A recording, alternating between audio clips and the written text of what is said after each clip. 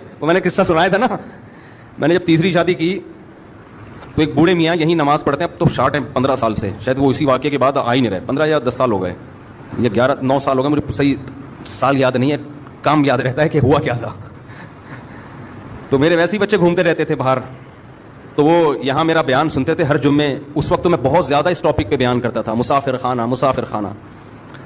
تو لائن لگی ہوئی گاڑیوں کی, بارات آئی بھی ہوگی یا کیا ہوگا. تو وہ بوڑھے میاں یہاں کسی سے پوچھنے لگے کہ یہ کیا ہے, یہ امام صاحب کے گھر پہ رش کیوں لگا ہوا ہے. انہوں نے کہا امام صاحب نے شادی کی ہے.